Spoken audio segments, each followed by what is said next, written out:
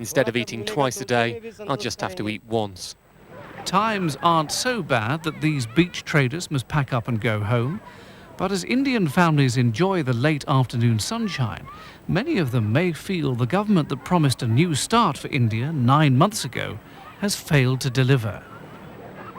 Well, that was the business year 1998, a very interesting year, and perhaps for some a little too interesting. And they will certainly be hoping that the last year before the next millennium is a lot more prosperous. And I hope it is for you as well. Cheers.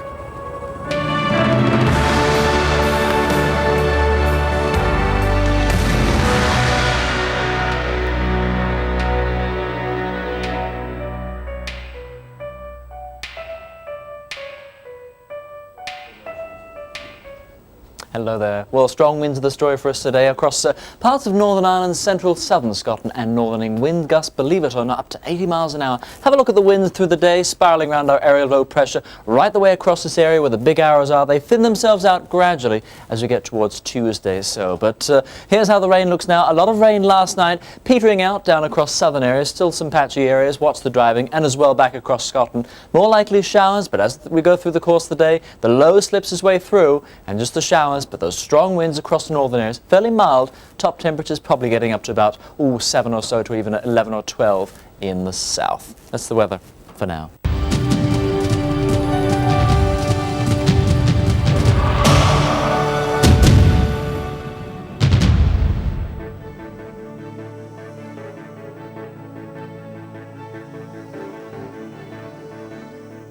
She's real, she's 1990. You've been there, you've done that, and you don't want the T-shirt. It's simple, straightforward, and it's from the heart. Why should she want you back, do you think? Oh, she doesn't back down, and that's really refreshing. Presumably you're lying to yourself and to virtually everybody you know. Really, she's brilliant. I like Vanessa because she's got a really good sense of humour. Would you expect to hear Christopher Lee singing? Debate, celebrity chat, and lots more.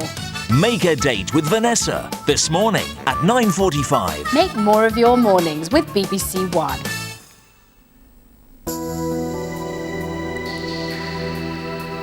Good morning and welcome to Monday here on BBC One, which starts with breakfast news and business breakfast, today with Liz McKean and Sarah Coburn.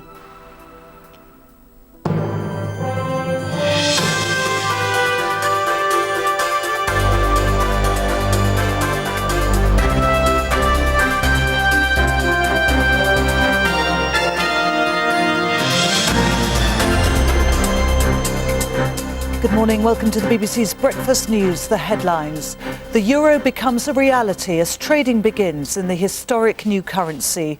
It's E-Day on the trading floors as dealers around the world begin the first transactions, heralding a new era of European monetary union.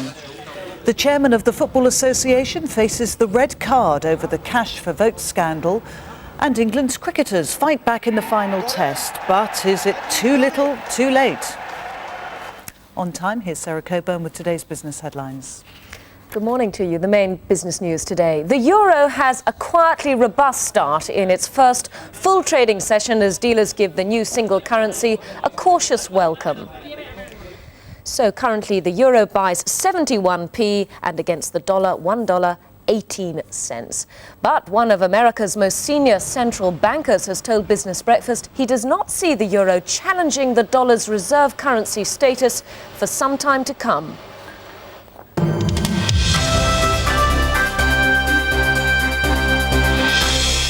Trading in the euro will begin here in a couple of hours. The new currency, which in 3 years replaces national currencies in 11 European countries, is already being bought and sold in the Far East. Banks and trading houses throughout the world have been gearing up for the launch for months. But perhaps inevitably, there's some confusion this morning.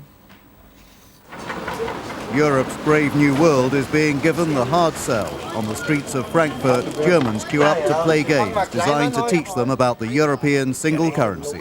As people return to work today after the long New Year holiday, many of them will be coming into contact with the euro for the first time. All age groups are being targeted in the information campaign. 11 countries and 290 million people are sharing the new currency, a project which will force governments to coordinate their policies much more closely. European integration has taken a massive step forward.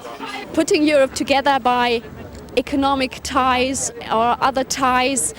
Political ties now is very important, and getting the countries together, taking their common decisions. And the euro is a thing which really closes everything together, knits the countries together. Many shops here are pricing their goods in both euros and German marks. For the next 3 years, it's possible to pay in euros only by credit card and cheque. Euro notes and coins will be introduced in 2002. Until then, national currencies, such as the mark, will continue to be used for all cash transactions. It's a complex start to monetary union, and there are certainly teething problems. In this big Frankfurt store, we saw one customer being told the euro didn't come into existence for another 2 weeks. This shopper tried to pay at one of the counters, but the cashier insisted the euro wasn't operating until the middle of January. But the euro is definitely here, and in bank dealing rooms it's expected to be a busy day as trading starts on the European foreign exchange. The authorities are watching events closely. Overseas investors are understood to be keen to buy the euro. That could boost its value against the American dollar in the future. A project of this size has never been carried out before. No one knows how well it'll work. But the 11 countries taking part are now quietly confident that during the months ahead, the euro will prove itself to be a strong currency. Jonathan Charles, BBC News, Frankfurt. The chairman of the English Football Association, Keith Wiseman, could be forced to step down today by the FA's ruling council. Last month, the FA's executive passed a vote of no confidence in Mr Wiseman and Graham Kelly, the chief executive. Mr Kelly quit, but Mr Wiseman has been refusing to go. The credibility of the FA was seriously undermined when it emerged that Graham Kelly and Keith Wiseman had approved a £3.2 million loan to the Welsh Football Association without proper authorisation. The grant was made in return for Welsh support in trying to elect Mr Wiseman to the executive of the world governing body, FIFA. A few days after the allegations were made, Mr Wiseman told the BBC that he'd acted in the best interests of the game, and there was no question that he'd offered a bribe. A bribe is where someone's in the Bahamas with the money in their pocket. Anyone who can imagine that a bribe relates to the development of Welsh schoolboy football has got a vivid imagination. Officials at the FA in Wales have made it clear they see nothing wrong in accepting money for the improvement of football in the community.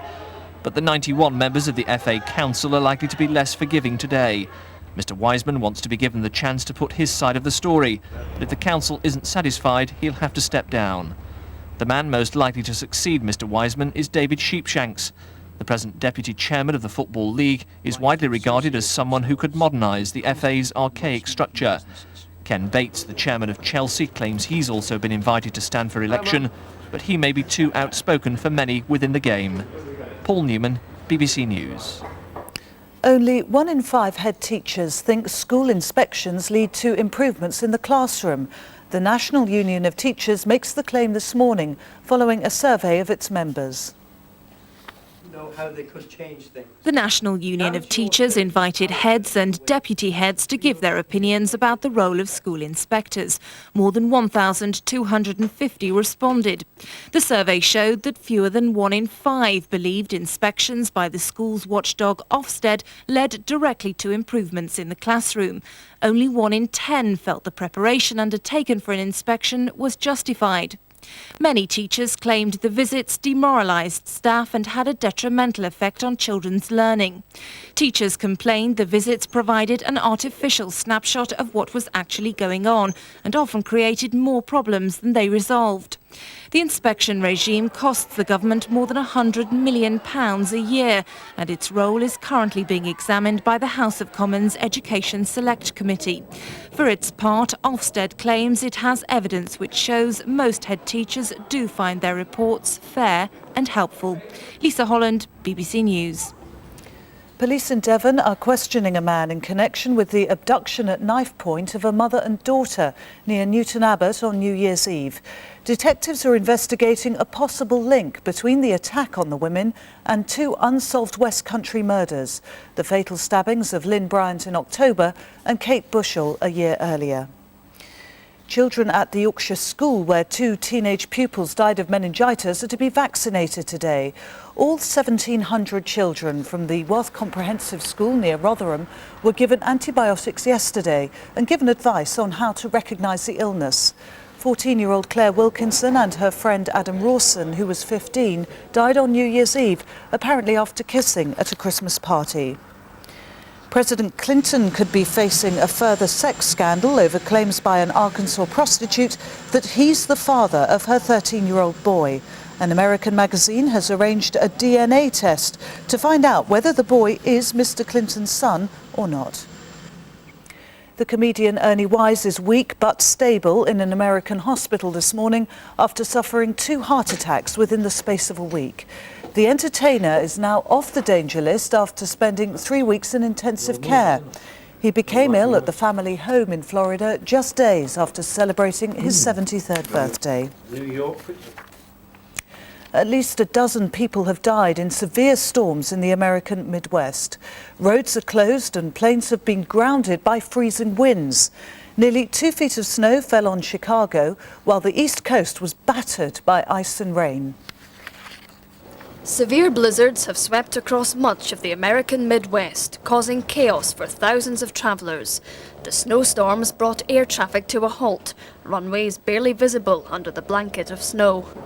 For the airports, it should have been one of the busiest weekends of the year, but hundreds of flights were cancelled and the passengers grounded. All most could do was wait. Chicago suffered most with 22 inches of snow, the second worst blizzard in the city for 30 years. As the clear-up operation began, lorries were even queuing to take away the snow. Residents did what they could to shift the snowdrifts. Many simply stuck at home. It'll take a couple of days to get dug out. We were supposed to try to go to choir this morning. I don't know if we'll be able to. Looking at this, I don't think these cars are going to get out of this stuff. The storms have claimed at least 10 lives, the icy conditions causing pile-ups and fatalities. Elsewhere, freezing temperatures and high winds resulted in 2 people freezing to death. The storms have now moved northwards, the warmer air there turning the snow into flooding, leaving many roads almost impassable. Emma Simpson, BBC News. That's all for now. I'll be back with John Nicholson just before 7 o'clock. But here's Sarah again with this morning's Business Breakfast. Thank you very much indeed. Good morning to you. The business headlines today. The euro has a quietly robust start in its first full trading session as dealers give the new single currency a cautious welcome. But one of the US's most senior central bankers has told Business Breakfast he does not see the euro challenging the dollar's reserve currency status for some time. And coming up later in Business Breakfast, because today is the first full day of trade for Europe's new currency, we'll be devoting the second half of the programme entirely to euro issues. At 6:40, we'll be talking to Deutsche Bank's chief economist, Norbert Wolter, live in Frankfurt. Then at 6:45, our correspondent Greg Wood will be in the City of London getting views and reaction as bankers and traders arrive at their desks. And at 6:50, we'll have a studio discussion about the pros and cons of Britain joining the new currency area.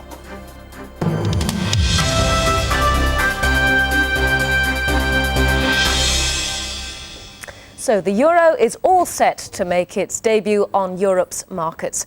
Overnight in Asia, traders have already begun dealing in the new currency, and to a warm reception. Against the dollar and the yen, the euro strengthened.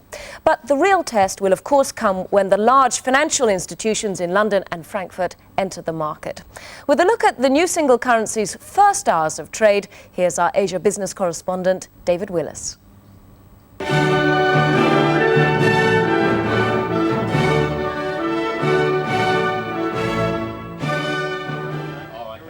Bleary-eyed Sydney traders conducted the first tentative dealings in the new currency. In Australian trading, the euro opened at 1.17 US dollars and 133 Japanese yen on the first day of trading in the new year.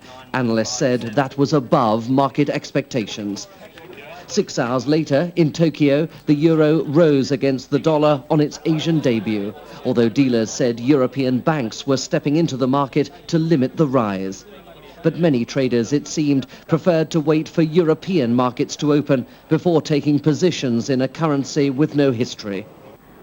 Analysts say strong demand for the euro could weaken the US dollar, which in turn could give Asia's crisis-ridden economies a boost.